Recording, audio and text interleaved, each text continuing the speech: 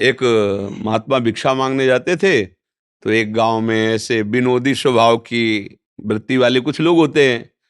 तो उन्होंने कहा कि बाबा जी तुम्हारी दाढ़ी पवित्र कि हमारे बकरे की पवित्र। विनोद, संतों को क्या है, कुछ नहीं बोलते। जब मरने का समय आया ना, सैया पे थे, तो बुलाया उन्होंने, बोले बच्चा मेरी दाढ़ी पवित्र। बोले महाराज जी आज बोले हाँ, अब मैं भगवान के धाम में जा रहा हूं, अब पक्का कहता हूं कि मेरी दाढ़ी पवित्र है। तो बोले पीछे क्यों नहीं कहा? बोले पता नहीं क्या माया रच देती जाल, वो विश्वास नहीं है कब कहां फिसल जाए, इसलिए आज जा रहा हूं। अब मतलब अंतिम फाइनल में कह सकते हैं हम कि हम पार हो गए। नहीं तो माया है, कहीं भी फंस सकते हैं। अच्छा, जहां फंसे उसका परिणाम है, उसका परिणाम है। एक महात्मा जी को दो अशर्फियां मिली। पहले पुराने जमाने में अशर्फियां चलती थी स्वर्ण की, तो उन्होंने गीता जी में रख लिया, गीता जी के बस्ता में, और सोचा कभी 10-20 संतों को बुलाएंगे, संत सेवा हो जाएगी।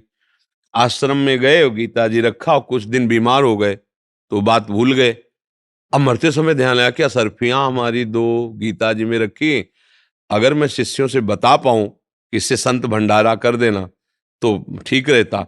इतने में प्राण निकल गए। तो चिंतन धन का हुआ, तो परिणाम निकाला गया सर्प योनि, धन के चिंतन से।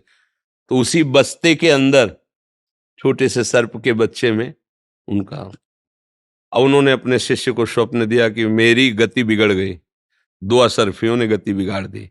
अंतिम समय उनका चिंतन हो गया, तो मैं सर्प बना हुआ गीता के बस्ते में हूं, खोल के मारना नहीं, हमें बाहर निकाल देना, और वो असरफियां हैं उनसे संत सेवा कर दो।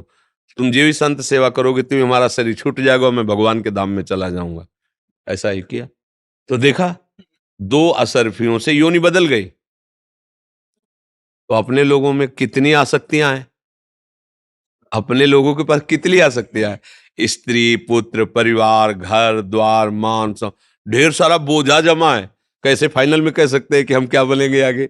ये तो भगवान के हाथ में है। शरणागत होकर भगवान के भजन करो, उसी से बात बन जाएगी।